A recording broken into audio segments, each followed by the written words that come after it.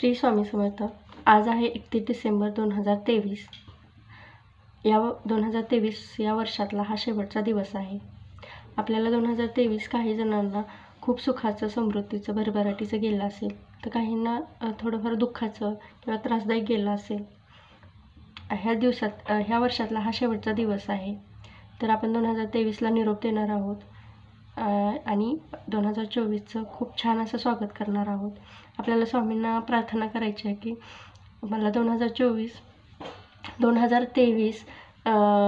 जरी दुःखाचं किंवा त्रासदायक गेलं असेल, तर आता गेलेलं वर्ष आपल्याला काही परत मिळणार नाही आहे. कारण की जे आपल्या म्हणतात ना प्रारब्धाचं लिहून ठेवलेलं असतं ते आपल्याला तेवढं मिळत असतं. आपल्या कर्माचे असते तेवढं आपल्या हातून घडत असते. त्यामुळं जेवढं आपल्याकडून घडलं आहे, ज्या गोष्टी चांगल्या घडल्यात ते तर छानच आहे, पण जे वाईट घडलं आहे त्याबद्दल आपण स्वामींना माफी मागणार आहोत की बाबा माझ्याकडून जे काही वाईट घडलं आहे त्याबद्दल मी माफी मागते. इथून पुढे या नवीन वर्षात माझ्याकडून अशा चुका न व्हाव्यात ही स्वामींच्या चरणी प्रार्थना करायची आहे. आणि इथून पुढे मला या नवीन वर्षाचं स्वागतासाठी चांगली बुद्धी द्या. हे वर्ष मला आनंदात, सुखाचं, समृद्धीचं जाऊ दे आणि भरभराटी जाऊ दे आणि आरोग्यदायी जाऊ दे, यासाठी स्वामींना आपण प्रार्थना करणार आहोत. सर्वजण नवीन वर्षाच्या स्वागतासाठी वेगवेगळ्या प्रकारे प्रत्येकजणच नवीन प्रकारचं स्वागत करत असते. काही जण नवीन हॉटेलला पार्टीला जाऊन स्वागत करत असते, कोण फटाके फोडून स्वागत करत असते, कोणी काही डान्स असतो, कुठं काही असं वेगवेगळ्या प्रकारे आणि आपण नवीन वर्षाचं स्वागत करत असतो. परंतु आपण स्वामी भक्त आहोत.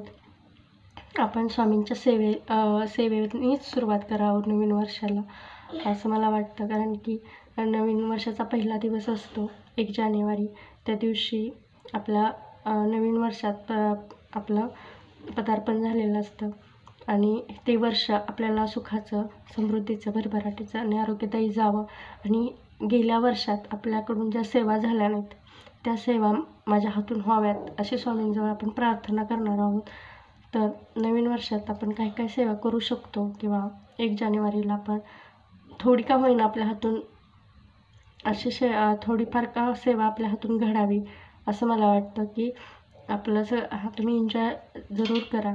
कारण की एन्जॉय करायचं, आपलं नवीन वर्षाचं स्वागत करायचं, आपलं नूतन वर्षाचं आपलं स्वागत करायचं आहे, असं प्रत्येकाचं असतंय. पण थोडी का होईना आपल्याकडून सेवा व्हावी असं मला वाटतं. कारण की नवीन वर्षाचं आपण पहिल्या दिवशी जर एखादा संकल्प करून एखादी गोष्ट करत असू तर ते आपण आपल्याकडून वर्षभर घडत असते आणि त्याचा आपल्या मनावर चांगलाच परिणाम होतो. यासाठी आपण एक संकल्प करायचा आहे की बाबा थोडी का होईना माझ्याकडून रोज थोडी सेवा स्वामींची व्हावी. यासाठी आपण 1 तारखेला संकल्प करायचा आहे सगळ्यांनी की स्वामींची सेवा माझ्या हातून घडू द्यात, किंवा मी काही का होईना, थोडं का होईना, 1 माळ जप का होईना दिवसातून एकदा तरी मी करीन, असा संकल्प करा.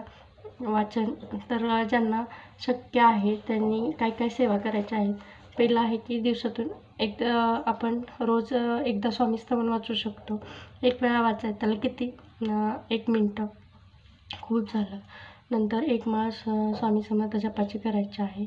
त्यानंतर आपल्याला जर शक्य असेल नाही का, पहिला दिवस आहे नवीन वर्षाचा, त्या दिवशी आपण दुर्गा सप्तशतीचा पाठ करावा.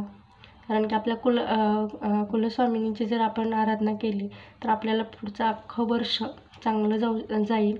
आणि जर ते शक्य नसेल की बाबा दुर्गा सप्तशती पाठ एवढा वाचायला मला शक्य नाही, तर सिद्धकुंजिका स्तोत्राचं पठण तुम्ही 11 वेळा करू शकता, 1 वेळा करू शकता, 5 वेळा करू शकता, म्हणजे तुमच्या मनाने कितीही वेळा करू शकता, तसं काही नाही. कारण की आपल्या कुलस्वामिनीची आपण सेवा केली ना, ती आपल्याला कुठेही संकटात उभा राहत असते. त्यामुळं याचं जरूर पठण करा. त्यानंतर श्री नवनाथांचं पारायण करू शकता. 900 श्लोकी आहे तेही करू शकता. पुन्हा मल्हारी सप्तशती वाचू शकता तुम्ही. परत आणि पहिली गोष्ट म्हणजे हे सगळं करत असताना आपल्या स्वामींना नाही विसरायचं. कारण ह्या दिवशी जर आपण स्वामी चरित्र सारामृत जर वाचलं ना, तर खूप फायदा होईल तुम्हाला. कारण की असा संकल्प सोडा की मी रोज स्वामी चरित्र सारामृत वाचेल हा संकल्प सोडा सर्वांनी. कारण की सारामृत हे स्वामींचं खूप प्रिय आहे आणि या दिवशी स्वामी यामुळं स्वामी आपल्याला प्रसन्न होतात. कारण की सारामृताचे 3 आपण जर अध्याय वाचत असेल ना तर तसेच कंटिन्यू चालू राहू द्यात. एवढंच मी सांगेन की स्वामी चरित्र सारामृत तुम्ही वाचाच, कंटिन्यू वाचा. असा संकल्पच करा की मी रोज 3 अध्याय वाचणारच, असा संकल्पच सोडा. आणि जर शक्य नसेल तुम्हाला विटाळ किंवा सुतक आलेला असेल तर स्वामींचं नामस्मरण करायला काही गोष्टींचा काही फरक पडत नाही. त्यामुळे स्वामींचं अगदी नामस्मरण केलं तरी चालेल. पण या दिवशी आपण स्वामी चरित्र सारामृत वाचायला सुरुवात करायची. अख्ख्या दिवसात 1 तारखेला 1 तरी पाठ करा. नंतर तुम्ही 1 अध्याय वाचला तरी चालेल, 3 अध्याय वाचले तरी चालेल. कारण की आणि 1 तारखेला 1 पाठ पूर्ण करण्याचा प्रयत्न करा. कारण की जर तुम्ही नवीन वर्षाचं एक पाठ पूर्ण केला ना तर नवीन वर्षाचं काहीतरी वेगळ्या पद्धतीनं स्वागत केल्यासारखं होईल आणि तुम्हाला त्याचा आनंद पण होईल. त्यामुळे असं हे स्वागत करायचं आहे. त्यानंतर हनुमान चालीसा तुम्ही वाचू शकता. परत कालभैरव अष्टक वाचू शकता किंवा ऐक्यमंत्राचं पठण आणि प्रार्थना हे सगळं आपण रोज नित्यसेवा करू शकता.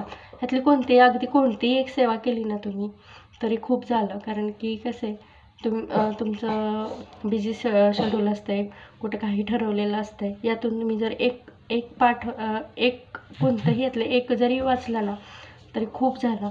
पण हे नवीन वर्षाचं काहीतरी वेगळा संकल्प करून तुम्ही जर करत असाल ना तर खूप तुम्हाला आनंद आणि समाधान मिळेल. आणि आपल्याला स्वामींना एवढी प्रार्थना करायची की गेलं वर्ष तुम्हाला कसं गेलं, काहींना आनंदात गेलं, सुखात गेलं, समृद्धीत गेलं, कोणाला दुःखात गेलं असेल, पण येणारं वर्ष सर्वांना चांगलं जावं ही स्वामीचरणी प्रार्थना करते. आणि माझा व्हिडिओ इथं थांबवते. आवडला असलाच तर लाईक करा, सबस्क्राईब करा. श्री स्वामी समर्थ.